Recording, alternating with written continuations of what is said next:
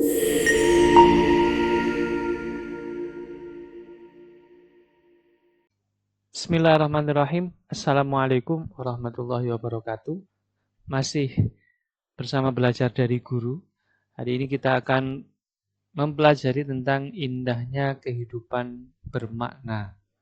Bagaimana untuk mendapatkan kehidupan yang bermakna dalam perspektif agama Islam. Hari ini kita akan mempelajari lebih jauh tentang materi ini.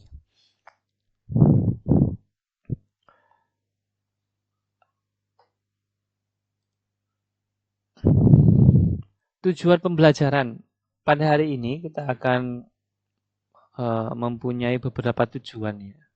Semoga kita dapat menuntaskan semua tujuan-tujuan ini dan dapat memahami dengan baik apa yang menjadi pembelajaran di hari ini. Nomor satu, menjelaskan pengertian iman, Islam, dan ihsan. Jadi di bab ini itu akan dijelaskan tentang iman, apakah itu iman, apakah itu Islam, dan apa itu ihsan. Kedua, mengidentifikasi dalil-dalil terkait iman, Islam, dan ihsan. Kemudian, mengklasifikasikan makna iman, Islam, dan ihsan. Kemudian menganalisis keutamaan iman, Islam, dan ihsan. Selanjutnya, mendemonstrasikan contoh perilaku iman, Islam, dan ihsan. Yang terakhir, menganalisis karakter dalam mencapai insan kamil. Infografis. Nah, jadi ini adalah bagaimana kita mendapatkan kehidupan yang bermakna, yaitu yang ada beberapa hal di sini. Yang pertama adalah kita harus memahami makna dan hakikat iman, kemudian makna dan hakikat Islam, dan makna dan hakikat dari ihsan. Kemudian ada garis di sini yang menjelaskan tentang kedudukan iman, Islam, dan ihsan dan hubungan antara iman, Islam, dan ihsan. Sehingga orang yang memenuhi kriteria iman, Islam, dan ihsan ini disebut insan kamil atau manusia yang sempurna. Jadi harus benar-benar beriman, kemudian berislam, dan berihsan. Ini adalah dalil surat Al-Imran ayat 19 yang menjelaskan tentang bab ini. Inna ad-dina 'indallahil Islam wa makhtalafa alladhina utul kitaba illa min ba'di ma ja'ahumul ilmu baghyan bainahum wa may yakfur bi ayatillahi fa innallaha sari'ul hisab. Sesungguhnya agama yang diridhoi di sisi Allah hanyalah Islam. Tiada berselisih orang-orang yang telah diberi Alkitab kecuali sesudah datang pengetahuan kepada mereka karena kedengkian yang ada di antara mereka. Barang siapa yang kafir terhadap ayat-ayat Allah, maka sesungguhnya Allah sangat cepat hisabnya. Di ayat ini jelas sekali bahwa agama yang diridhoi oleh Allah hanyalah agama Islam. Maka dari itu kita harus benar-benar memahami dan tidak boleh mengkufuri satu ayat pun yang ada di dalam Al-Quran. Ya, yang disebutkan Allah dalam Al-Quran karena ancaman bagi orang yang kafir atau mengkufuri ayat-ayat Allah akan dibalas nanti di Yaumul Hisab. Kemudian surat Al-Anfal ayat 2 sampai 4. Innamal mu'minuna alladzina idza dzukirallahu wajilat qulubuhum. Di sini menjelaskan tentang kriteria orang-orang yang beriman. Siapakah orang-orang yang beriman itu? Disebutkan sesungguhnya orang-orang yang beriman adalah idza dzukirallahu wajilat qulubuhum. Mereka yang bila disebut nama Allah gemetarlah hati mereka. Wa idza tulihat alaihim ayatuhu zadatum iman. Apabila dibacakan ayat-ayatnya, bertambahlah iman mereka karenanya. Jadi ketika kita membaca Al-Quran dan memahami maknanya, maka orang beriman itu akan selalu bertambah keimanan mereka, keyakinan mereka kepada Allah Subhanahu wa taala karena seiring dengan membaca Al-Qur'an. Wa 'ala rabbihim yatawakkalun. Dan hanya kepada Tuhanlah mereka bertawakal. Jadi orang yang beriman itu juga salah satunya orang yang bertawakal kepada Allah. Artinya tawakal itu bukan berserah diri sepenuhnya. Jadi tawakal itu harus diawali dengan usaha yang sesungguhnya, sungguh-sungguh, ijtihad yang sungguh-sungguh, kemudian baru bertawakal kepada Allah. Tawakal artinya mewakilkan hasil yang didapatkan itu kepada Allah. Entah sukses, berhasil atau tidak, kita wakilkan kulal umur, semua perkara-perkara yang ada di dalam kehidupan kita kepada Allah Subhanahu wa taala. Siapakah orang yang beriman itu? Ya, jadi ciri-ciri orang yang beriman adalah alladzina yuqimunas sholata. Yang pertama adalah orang-orang yang mendirikan sholat. Nah, ini pasti orang yang beriman pasti akan mendirikan sholat. Karena sholat ini adalah tiang agama. Perintah Allah yang langsung diturunkan kepada Muhammad tanpa perantara malaikat Jibril itu adalah perintah sholat. Saking pentingnya sholat 5 waktu. Wa mimma razaqnahum yunfikun. Dan orang yang menafkahkan sebagian dari rizki yang kami berikan kepada mereka. Orang-orang yang melakukan infak, zakat, sodakoh, memberikan sebagian hartanya kepada orang lain itu merupakan orang-orang mukmin, orang-orang yang beriman. Ulaika humul mu'minuna haqqo. Itulah orang-orang yang beriman dengan yang sebenar-benarnya. Lahum darajatun 'inda rabbihim wa maghfiratu wa rizqun karim. Barang siapa yang orang beriman kepada Allah, maka mereka memperoleh beberapa derajat ketinggian. Pasti Allah akan meninggikan derajatnya baik di dunia ataupun di akhirat. Wa maghfiratun, dan mendapatkan ampunan dari Allah, wa rizqun karim, dan juga mendapatkan rizki atau nikmat yang mulia. Jadi lengkap. Orang yang beriman, janji Allah itu pasti dia akan diangkat derajatnya di dunia dan akhirat. Yang kedua, mendapatkan pengampunan atas segala dosanya. Yang ketiga, akan mendapatkan rizki yang mulia atau nikmat yang mulia. Maka dari itu, kita sebagai seorang muslim boleh mengejar dunia, tapi juga jangan lupa mengejar akhirat yang lebih utama. Karena siapa yang niatnya untuk akhirat, insya Allah dunia akan mengikuti. Sebagai yang dijanjikan Allah dalam surat Al-Anfal ini, dia orang-orang beriman, apabila termasuk orang-orang yang beriman, yang ketika disebut nama Allah selalu bergetar hatinya, dibacakan ayat-ayat Allah bertambah keimanannya, dan bertawakal kepada Allah, kemudian melaksanakan sholat, memberikan rizki, sebagian rizki yang diberikan kepada dia kepada orang lain, maka orang tersebut akan mendapatkan derajat yang tinggi di dunia dan akhirat, ampunan dari Allah SWT dan rizki yang mulia. Al-Fatir ayat 32. Summa awrathnal kitab alladzi istafaina min ibadina. Faminhum zalimun li nafsihi wa minhum muqtasid wa minhum sabiqum bil khairat biidznillah. Dzalika huwal fadlul kabir. Kemudian kitab itu kami wariskan kepada orang-orang yang kami pilih di antara hamba-hamba Allah. Lalu di antara mereka ada yang menganiaya diri mereka sendiri. Jadi ini 3 kategori orang yang mendapatkan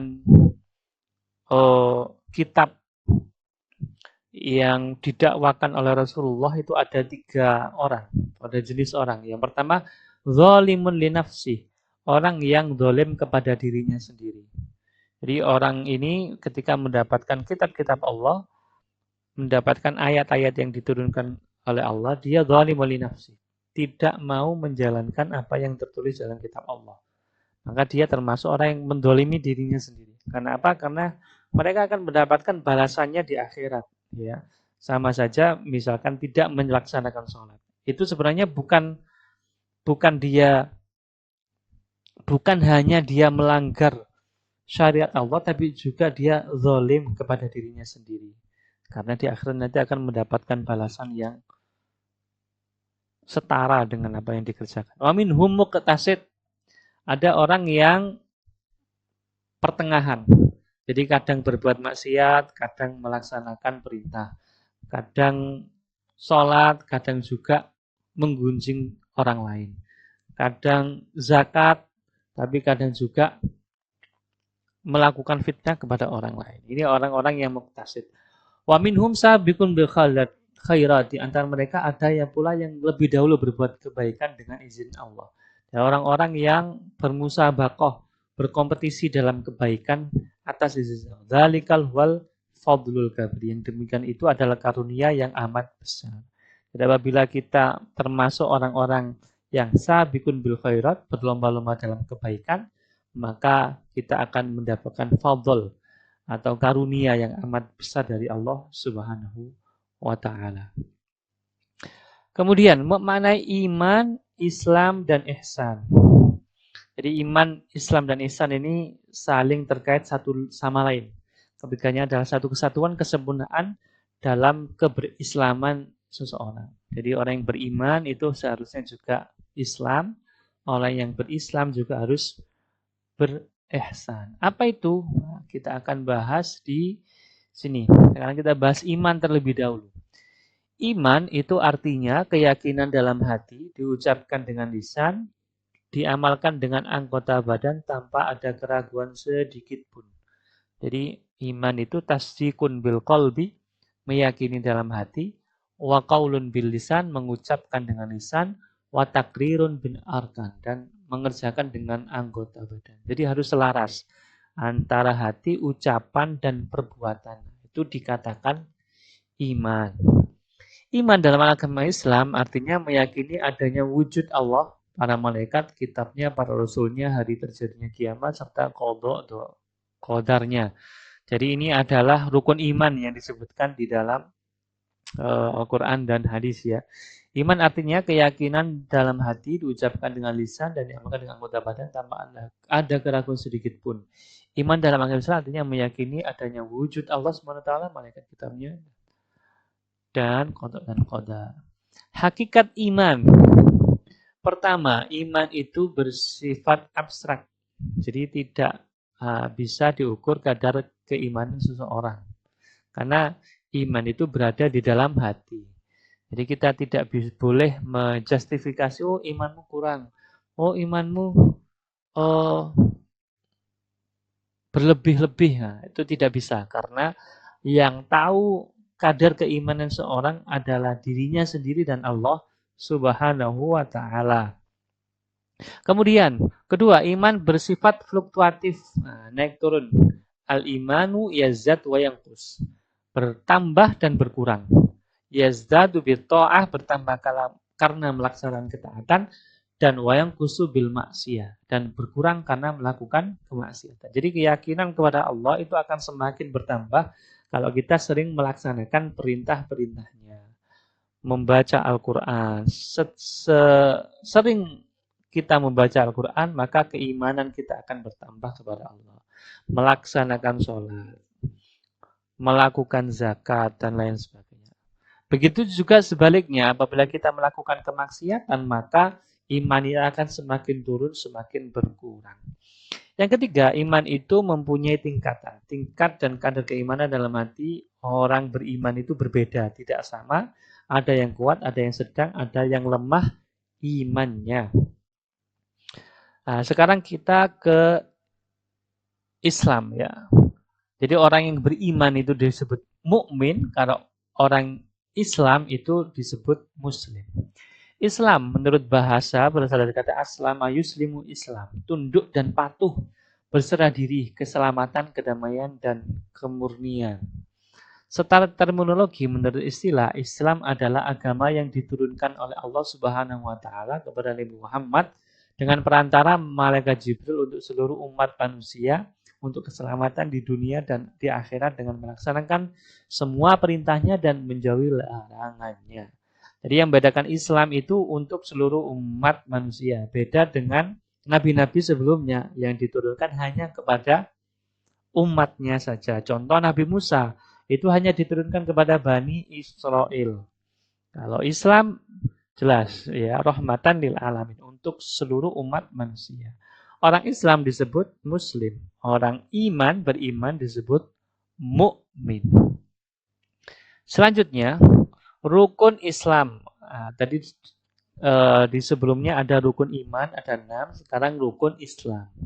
Rukun Islam ada 5, membaca 2 kalimat syahadat, mendirikan sholat 5 waktu, menunaikan zakat, puasa Ramadan, dan haji ke Baitullah jika mampu. Sekarang kita ke ihsan. Ihsan itu apa? Berasal dari kata ahsana yuhsin ihsan. Artinya menjadikan sesuatu lebih baik atau berbuat kebaikan. Secara terminologi, ihsan berarti kesadaran yang sedalam-dalamnya bahwa Allah Subhanahu wa taala senantiasa hadir dan bersama manusia dimanapun berada. Itu ihsan. Jadi ketika kita merasa diawasi oleh Allah Subhanahu wa taala, pasti kita akan senantiasa berbuat lebih baik dan berbuat kebaikan. Nah, orang yang ihsan disebut muhsin. Artinya orang yang selalu berbuat baik. Hakikat ihsan, dalil mengenai ihsan dalam hadis Jibril diriwayatkan oleh Umar bin Khattab, hendaklah engkau beribadah kepada Allah seolah-olah engkau melihatnya, tapi jika engkau tidak melihatnya, maka sesungguhnya Allah melihatmu. Ini di dalam hadis Jibril, ihsan itu adalah apa? Jadi seakan-akan kita ini melihat Allah, illam takun tarahu fa innahu yaraka. Tapi kalau kita tidak mampu melihat Allah, maka seakan-akan Allah melihat kita. Jadi kita meyakini bahwa Allah itu selalu berada dalam, atau kita selalu berada dalam pengawasan Allah Subhanahu wa taala. Ihsan terbagi menjadi 2. Ada ihsan dalam beribadah kepada Allah, ihsan kepada semua pemberian Allah Subhanahu wa taala. Hubungan iman, Islam, dan ihsan. Iman merupakan pondasi awal. Bila iman diumpamakan sebagai pondasi rumah, sedangkan Islam merupakan bangunan yang berdiri di atasnya, maka apabila iman seseorang melemah, Islamnya pun akan condong dan cenderung melemah. Ya. Ya, jadi iman itu ibarat pondasi awal, pondasi rumah. Kalau pondasinya lemah, maka yang di atasnya yaitu Islam itu juga akan mudah runtuh, ya kena gempa sedikit runtuh karena pondasi di awal itu lemah.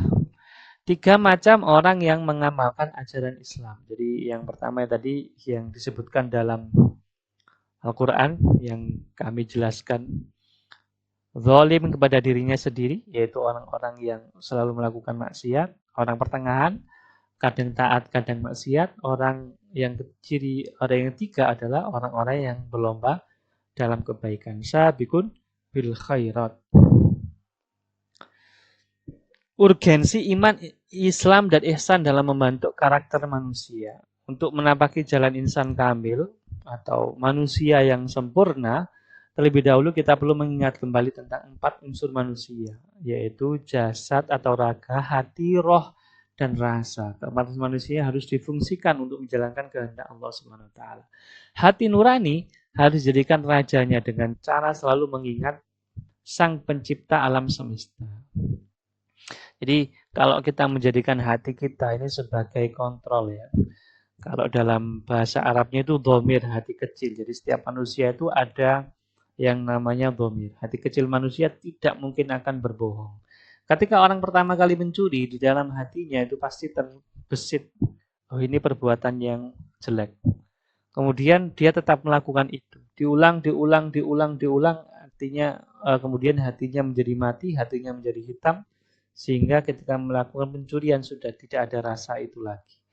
Maka semoga Allah Subhanahu wa taala selalu memberikan kita maunahnya sehingga hati nurani kita tetap bersih sehingga mampu menangkap sinyal kebaikan yang Allah berikan kepada kita. Karakter inti taubat, wara', zuhud, qanaah, sabar, dan tawakal. Itu saja yang dapat kami sampaikan. Semoga materi ini bermanfaat. Jangan lupa belajar dan selalu mengulang-ulang pelajaran yang telah disampaikan. Jangan lupa sholat, membaca Al-Quran, dan melakukan perbuatan-perbuatan yang baik lainnya sesuai dengan syariat Islam. Terima kasih banyak. Wassalamualaikum warahmatullahi wabarakatuh.